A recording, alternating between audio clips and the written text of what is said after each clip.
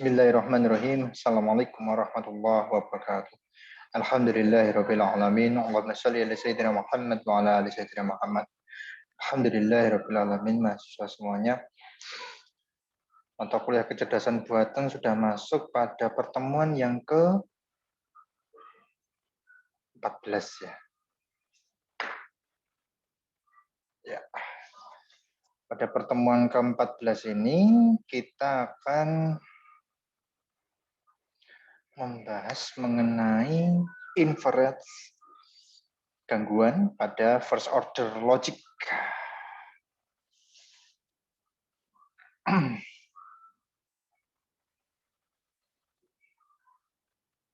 Oke.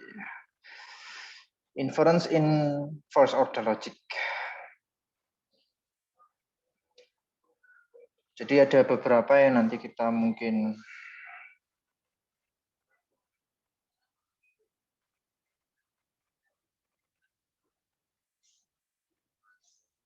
background-nya saya matikan dulu ya. Oke, saya matikan saja. Ada beberapa yang nanti mungkin kita bahas. Pertama adalah reducing, mengurangi first order inference pada gangguan proporsional, unification atau gabungan, generalized modus ponens, yaitu nanti kita bahas nanti mengenai juga forward chaining, backward chaining, dan resolution. Nah, kita masuk ke dalam universal instantiation. Untuk masuk ke dalam sini perlu mahasiswa ketahui, insya Allah untuk ujian akhir semester kita adakan di akhir Juni ya, akhir Juni. Besok itu pertemuan yang ke-15, 16 ya. 16 itu tanggal 22 Juni nanti mahasiswa semuanya nanti akan menempuh ujian akhir semester di pertemuan ke-16. Jadi pertemuan kita kurang satu kali teoretikal. Satu kali teoretikal. Nah, ini kita di pertemuan ke-14, pertemuan yang terakhir teori. Besok pertemuan 15 insya Allah ada mungkin review paper ya untuk tugasnya. Saya berikan tugas saja di pertemuan 15. Pertemuan 16 nanti adalah ujian akhir semesternya yang menggunakan multiple choice insya Allah. Di pertemuan ini seperti tadi yang sudah saya berikan, kita akan membahas beberapa outline. Ada 1, 2, 3, 4, 5, 6. Yang pertama nanti yang akan kita bahas adalah universal instantiation atau UI. Pada setiap installation di universally quantified sentence itu adalah bisa diberikan gambaran rumus seperti ini. Semua bilangan X memiliki probabilitas X. Nah ini, for any variable X and ground term G.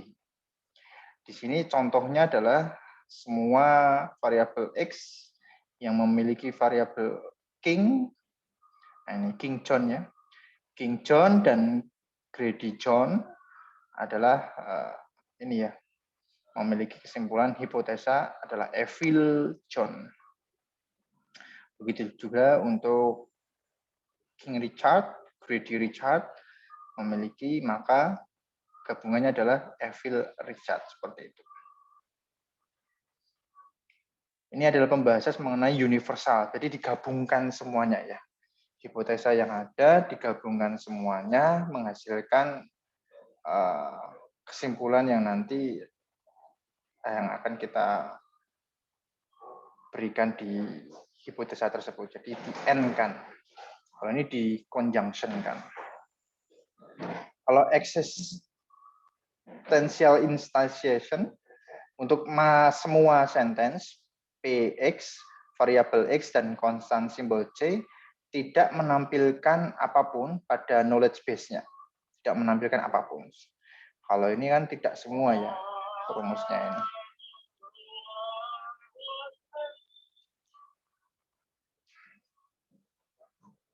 Ini kerajaannya, crown X dan atau mahkota, tidak semua X memiliki mahkota X on head pada kepalanya. Maka crown C1 and on head C1 adalah John di sini. C1 menyediakan apa? New constant symbol yang disebut dengan Skolem constant. Bagaimana mereduksi pada professional inference?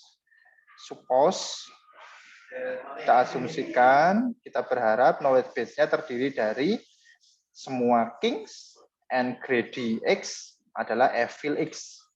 Di sini ada memiliki variabel x yaitu John, brother-nya itu adalah Richard. Nah, Richard memiliki saudara yaitu John.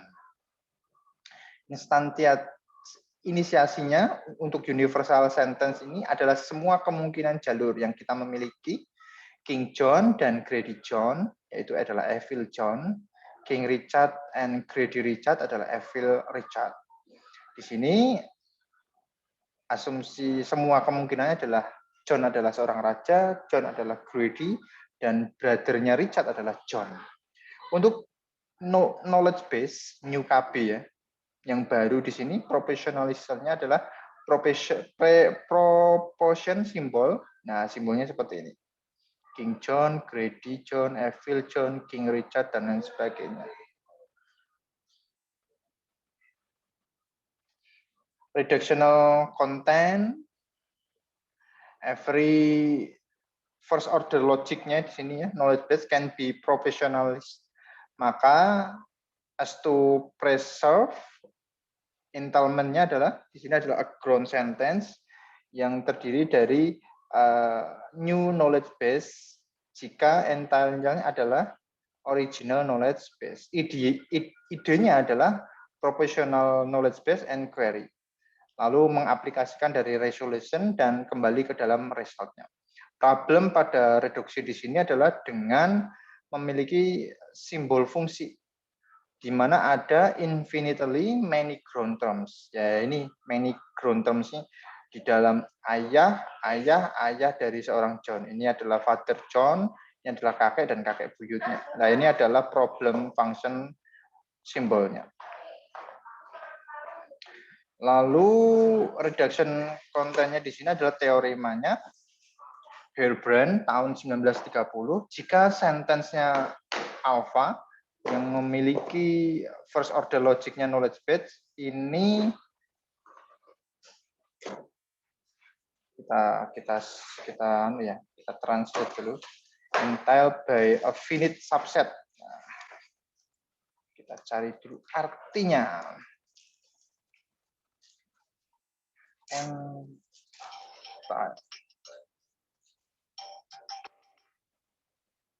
Entail.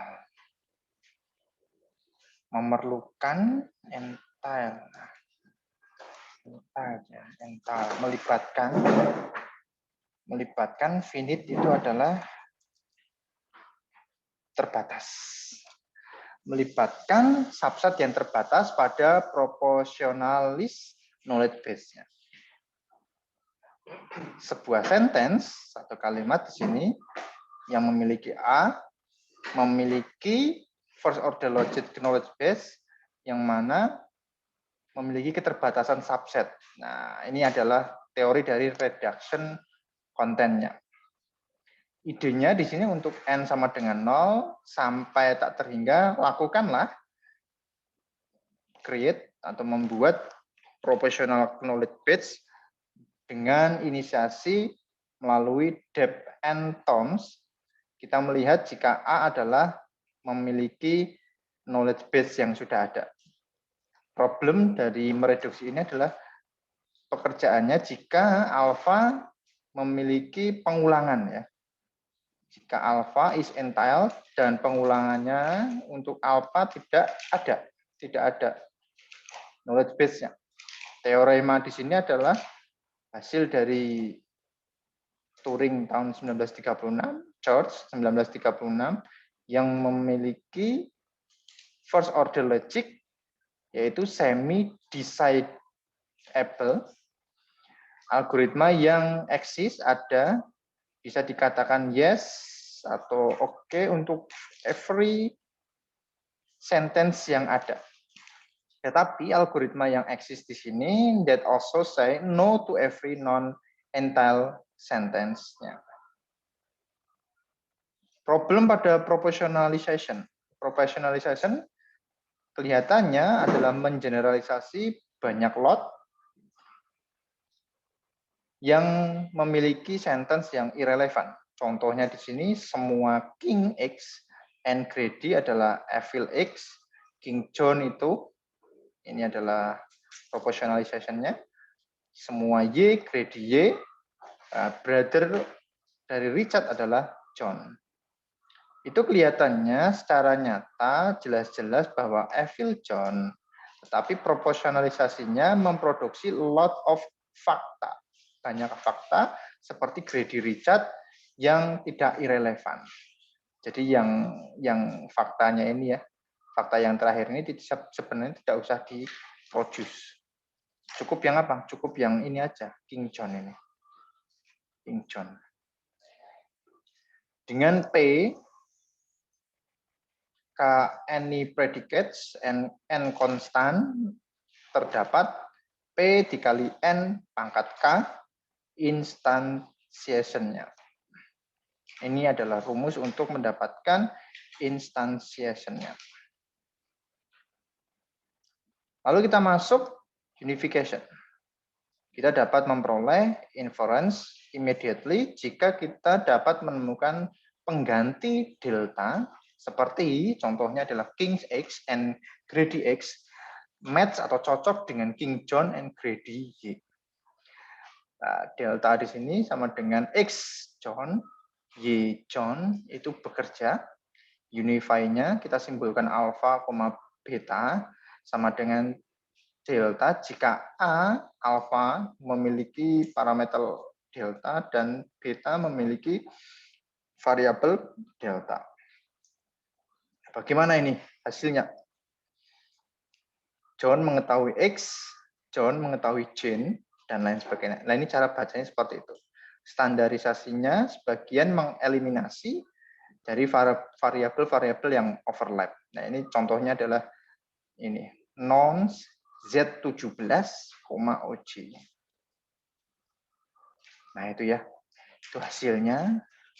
Kalau kita lihat, deltanya apa? Jane. Nah, deltanya apa itu? OG, Y, John. Kalau ini adalah John, Y-nya. Mother dari John. Fail. Kenapa fail? Nah, ini kita bisa lihat di situ. Karena sudah ada fakta sebelumnya ya. OJ ini. OJ ini adalah, nah ini, X. Nah ini sudah X ini ya. Untuk simbolisasi X-nya yaitu OJ.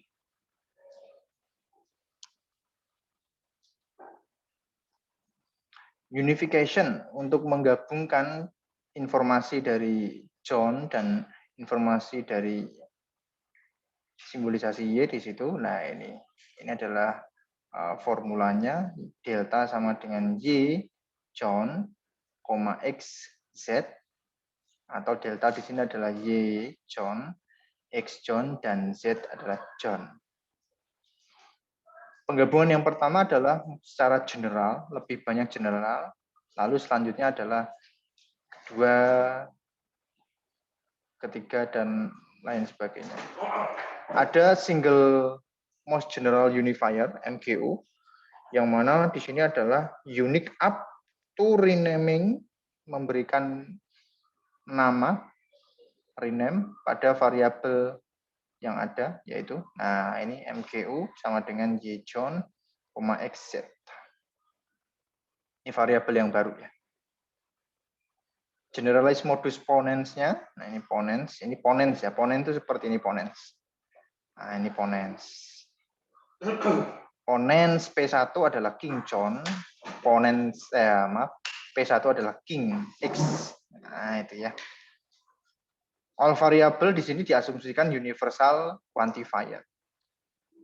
Generalis modus ponens adalah inference rule, aturan gangguan yang biasanya return kembali pada gangguan yang benar.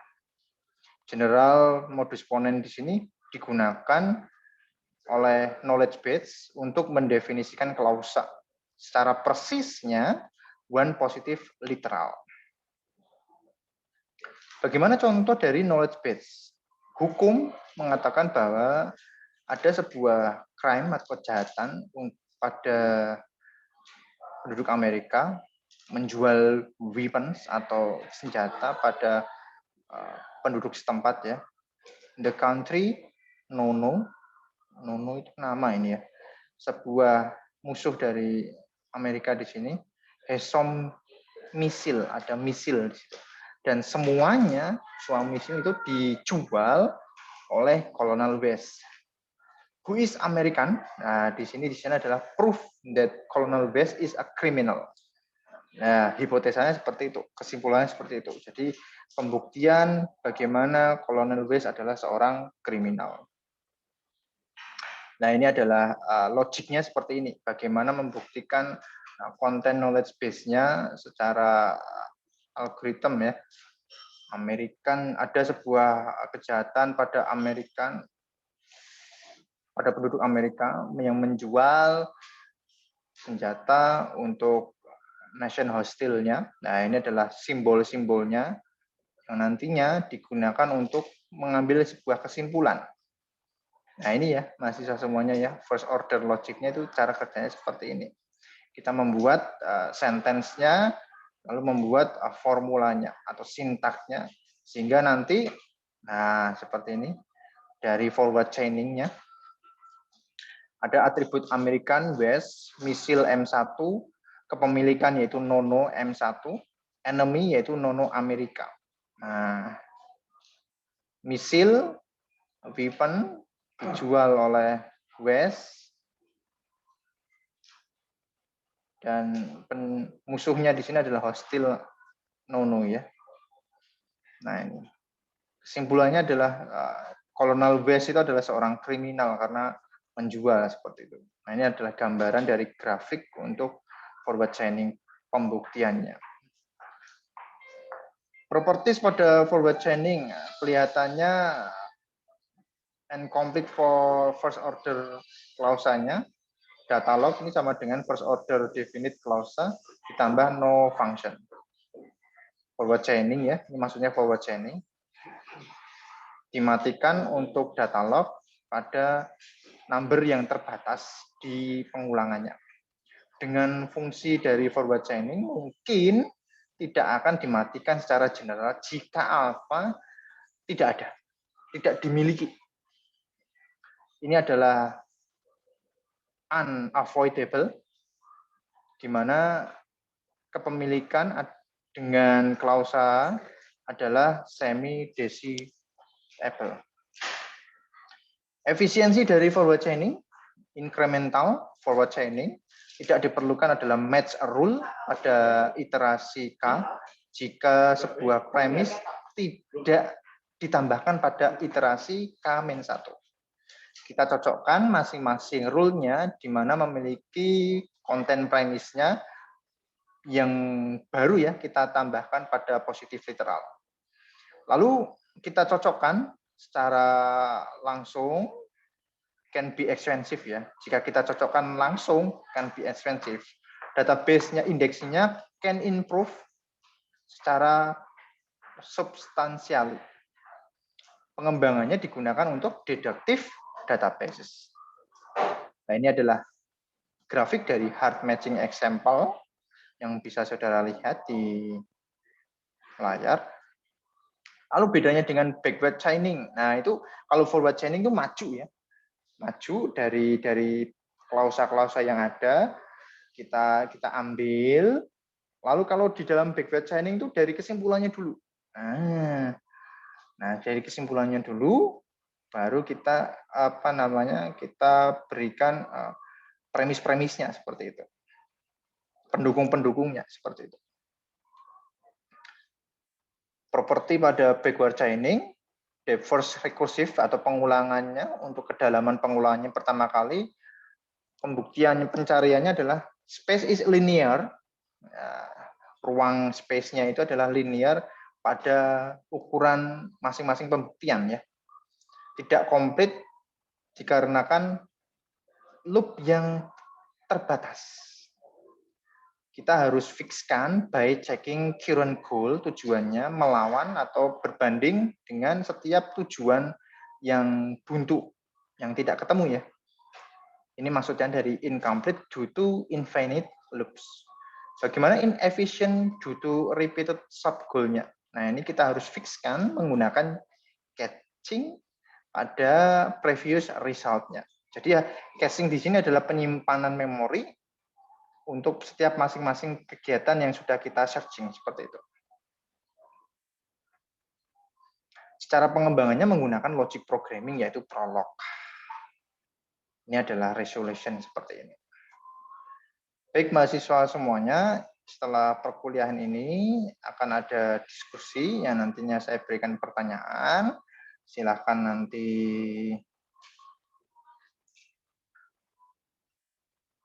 aktif di dalam